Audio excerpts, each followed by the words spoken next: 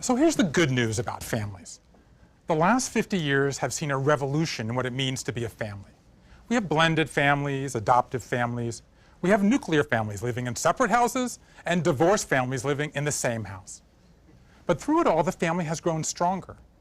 8 in 10 say the family they have today is as strong or stronger than the family they grew up in. Now here's the bad news.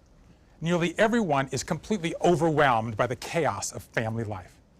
Every parent I know, myself included, feels like we're constantly playing defense.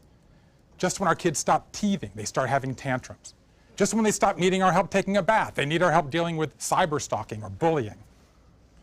And here's the worst news of all. Our children sense we're out of control. Ellen Galinsky of the Families and Work Institute asked 1,000 children, if you were granted one wish about your parents, what would it be?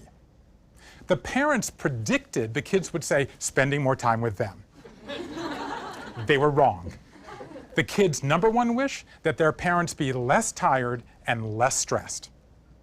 So how can we change this dynamic? Are there concrete things we can do to reduce stress, draw our family closer, and generally prepare our children to enter the world?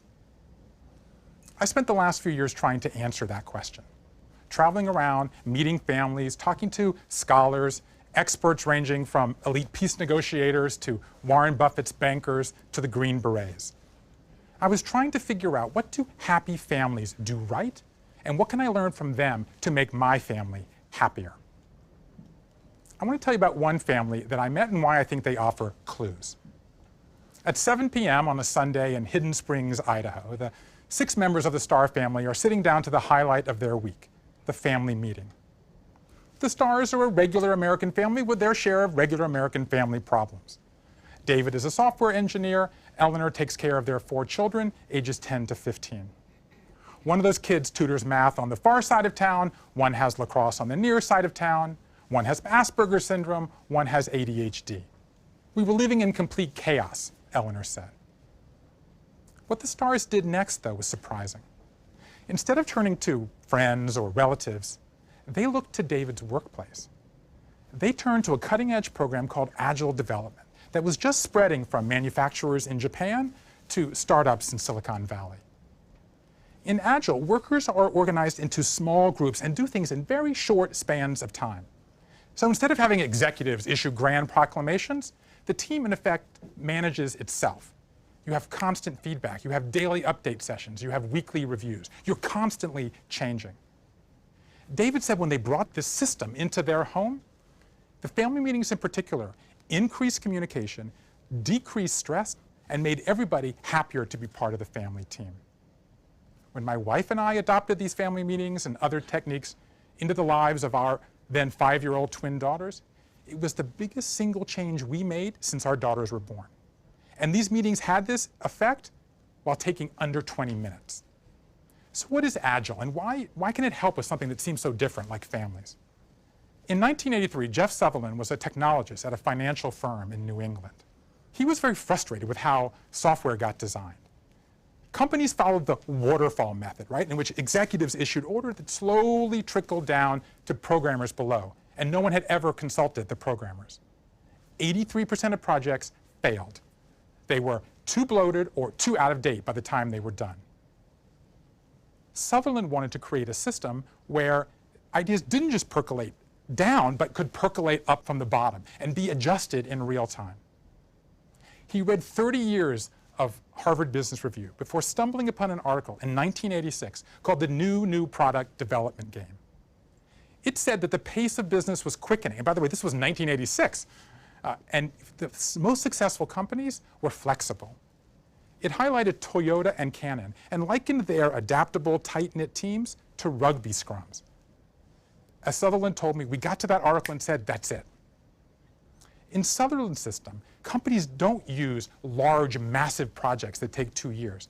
They do things in small chunks. Nothing takes longer than 2 weeks. So instead of saying, you guys go off into that bunker and come back with a cell phone or a social network, you say, you go off and come up with one element, then bring it back. Let's talk about it. Let's adapt. You succeed or fail quickly. Today, Agile is used in 100 countries, and it's sweeping into management suites. inevitably people began taking some of these techniques and applying it to their families. You had blogs pop up and some manuals were written. Even the Sutherlands told me that they had an Agile Thanksgiving, where you had one group of people working in the food, one setting the table, and one greeting visitors at the door. Sutherland said it was the best Thanksgiving ever. So let's take one problem that families face, crazy mornings, and talk about how Agile can help. A key plank is accountability. So teams use information radiators, these large boards in which everybody is accountable. So the stars, in adapting this to their home, created a morning checklist in which each child is expected to tick off chores. So in the morning I visited, Eleanor came downstairs, poured herself a cup of coffee, sat in a reclining chair. And she sat there genuinely, kind of amiably talking to each of her children. As one after the other, they came downstairs, checked the list, made themselves breakfast, checked the list again, put the dishes in the dishwasher, rechecked the list, fed the pets or whatever chores they had, checked the list once more, gathered their belongings, and made their way to the bus. It was one of the most astonishing family dynamics I have ever seen. And when I strenuously objected, this would never work in our house, our kids needed way too much monitoring, Eleanor looked at me. That's what I thought, she said. I told David, keep your work out of my kitchen, but I was wrong. So I turned to David, so why does it work? He said, you can't underestimate the power of doing this. And he made a check mark. He said, in the workplace, adults love it. With kids, it's heaven. The week we introduced a morning checklist into our house, it cut parental screaming in half. But the real change didn't come till we had these family meetings. So following the Agile model, we asked 3 questions. What worked well in our family this week? What didn't work well? And what will we agree to work on in the week ahead? Everyone throws out suggestions, and then we pick 2 to focus on. And suddenly the most amazing things started coming out of our daughters' mouths. What worked well this week? Getting over our fear of riding bikes, making our beds. What didn't work well? Our math sheets, or greeting visitors at the door. Like a lot of parents, our kids are something like Bermuda Triangles, like thoughts and ideas go in, but none ever comes out. I mean, at least not that are revealing. This gave us access suddenly to their innermost thoughts. But the most surprising part was when we turned to what are we going to work on the week ahead. You know, the key idea of Agile is that teams essentially manage themselves, and it works in software, and it turns out that it works with kids. Our kids love this process. So they would come up with all these ideas. You know, greet 5 visitors at the door this week, get an extra 10 minutes of reading before bed. Kick someone, lose desserts for a month. It turns out, by the way, our girls are little Stalins. We constantly have to kind of dial them back. Now look, naturally there's a gap between their kind of conduct in these meetings and their behavior the rest of the week. But the truth is it didn't really bother us. It felt like we were kind of laying these underground cables that wouldn't light up their world for many years to come. 3 years later, our girls are almost 8 now, we're still holding these meetings. My wife counts them among her most treasured moments as a mom. So what did we learn? The word Agile entered the lexicon in 2001 when Jeff Sutherland, a group of designers, met in Utah and wrote a 12-point Agile manifesto. I think the time is right for an Agile family manifesto. I've taken some ideas from the stars and from many other families I met. I'm proposing 3 planks. Plank number 1, adapt all the time. When I became a parent, I figured, you know what, we'll set a few rules and we'll stick to them. That assumes, as parents, we can anticipate every problem that's going to arise. We can't. What's great about the Agile system is you build in a system of change so that you can react to what's happening to you in real time. It's like they say in the internet world, if you're doing the same thing today you were doing 6 months ago, you're doing the wrong thing. Parents can learn a lot from that. But to me, adapt all the time means something deeper too. We have to break parents out of this straitjacket that the only ideas we can try at home are ones that come from shrinks or self-help gurus or other family experts. The truth is, their ideas are stale. Whereas in all these other worlds are these new ideas to make groups and teams work effectively. Let's just take a few examples. Let's take the biggest issue of all, family dinner. Everybody knows that having family dinner with your children is good for the kids. But for so many of us, it doesn't work in our lives. I met a celebrity chef in New Orleans who said, no problem, I'll just time shift family dinner. I'm not home, can't make family dinner, we'll have family breakfast. We'll meet for a bedtime snack. We'll make Sunday meals more important. And the truth is, recent research backs him up. It turns out there's only 10 minutes of productive time in any family meal. The rest of it's taken up with take your elbows off the table and pass the ketchup. You can take that 10 minutes and move it to any part of the day and have the same benefit. So time shift family dinner, that's adaptability. An environmental psychologist told me if you're sitting in a hard chair on a rigid surface, you'll be more rigid. If you're sitting on a cushioned chair, you'll be more open. She told me when you're disciplining your children, sit in an upright chair with a cushioned surface, the conversation will go better. My wife and I actually moved where we sit for difficult conversations because I was sitting above in the power position. So move where you sit. That's adaptability. The point is there are all these new ideas out there. We've got to hook them up with parents. So plank number 1, adapt all the time. Be flexible, be open-minded, let the best ideas win. Plank number 2, empower your children. Our instinct as parents is to order our kids around. It's easier, and frankly, we're usually right. There's a reason that few systems have been more waterfall over time than the family. But the single biggest lesson we learned is to reverse the waterfall as much as possible. Enlist the children in their own upbringing. Just yesterday, we were having our family meeting, and we had voted to work on overreacting. So we said, okay, give us a reward and give us a punishment, okay? So one of my daughters threw out, you get 5 minutes of overreacting time all week. So we kind of liked that. But then her sister started working the system. She said, do I get 1 5-minute overreaction, or can I get 10 30-second overreactions? I love that. Spend the time however you want.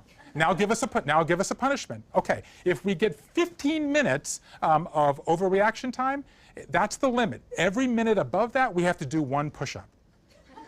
So you see, this is working. Now look, this system isn't lax. There's plenty of parental authority going on, but we're giving them practice becoming independent, which of course is our ultimate goal. I mean, just as I was leaving to come here tonight, one of my daughters started screaming. The other one said, overreaction, overreaction, and started counting. And within 10 seconds, it had ended. To me, that is a certified Agile miracle. So the point is, and by the way, research backs this up too. Children who plan their own goals, set weekly schedules, evaluate their own work, build up their frontal cortex, and take more control over their lives. The point is we have to let our children succeed on their own terms, and yes, on occasion, fail on their own terms. I was talking to Warren Buffett's banker, and he was chiding me for not letting my children make mistakes with their allowance. And I said, but what if they drive into a ditch? He said, it's much better to drive into a ditch with a $6 allowance than a $60,000 a year salary or a $6 million inheritance. So the bottom line is empower your children. Plank number 3, tell your story. Adaptability is fine, but we also need bedrock. Jim Collins, the author of Good to Great, told me that successful human organizations of any kind have 2 things in common.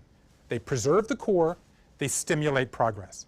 So Agile is great for stimulating progress, but I kept hearing time and again, you need to preserve the core.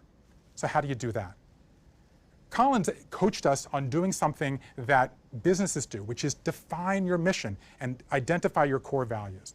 So he led us through the process of creating a family mission statement. We did the family equivalent of a corporate retreat. We had a pajama party. I made popcorn. Actually, I burned 1, so I made 2. My wife brought a flip chart, and we had this great conversation, like what's important to us? What values do we most uphold? And we ended up with 10 statements. We are travelers, not tourists. We don't like dilemmas. We like solutions.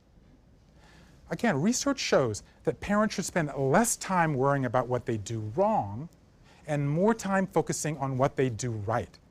Worry less about the bad times and build up the good times. This family mission statement is a great way to identify what it is that you do right. A few weeks later, we got a call from the school. One of our daughters had gotten into a spat. And suddenly we were worried, like, do we have a mean girl on our hands? And we didn't really know what to do, so we called her into my office. The family mission statement was on the wall, and my wife said, so, anything up there seem to apply? And she kind of looked down the list, and she said, bring people together? Suddenly, we had a way into the conversation. Another great way to tell your story is to tell your children where they came from. Researchers at Emory gave children a simple what do you know test. Do you know where your grandparents were born? Do you know where your parents went to high school? Do you know anybody in your family who had a difficult situation, an illness, and they overcame it? the children who scored highest on this do you know scale had the highest self-esteem and a greater sense they could control their lives. The do you know test was the single biggest predictor of emotional health and happiness. As the author of the study told me, children who have a sense of they're part of a larger narrative have greater self-confidence. So my final plank is tell your story. Spend time retelling the story of your family's positive moments and how you overcame the negative ones.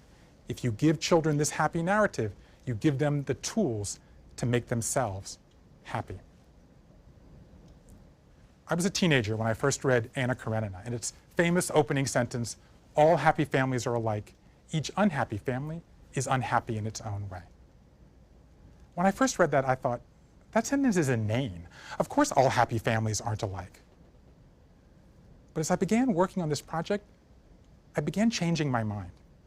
Recent scholarship has allowed us, for the first time, to identify the building blocks that successful families have. I've mentioned just 3 here today. Adapt all the time, empower the children, tell your story. Is it possible all these years later to say Tolstoy was right? The answer, I believe, is yes. When Leo Tolstoy was 5 years old, his brother Nikolai came to him and said he had engraved the secret to universal happiness on a little green stick, which he had hidden in a ravine on the family's estate in Russia. If the stick were ever found, all humankind would be happy. Tolstoy became consumed with that stick, but he never found it. In fact, he asked to be buried in that ravine where he thought it was hidden. He still lies there today, covered in a layer of green grass. That story perfectly captures for me the final lesson that I learned. Happiness is not something we find. It's something we make. Almost anybody who's looked at well-run organizations has come to pretty much the same conclusion. Greatness is not a matter of circumstance. It's a matter of choice. You don't need some grand plan. You don't need a waterfall. You just need to take small steps, accumulate small wins. Keep reaching for that green stick. In the end, this may be the greatest lesson of all. What's the secret to a happy family? Try.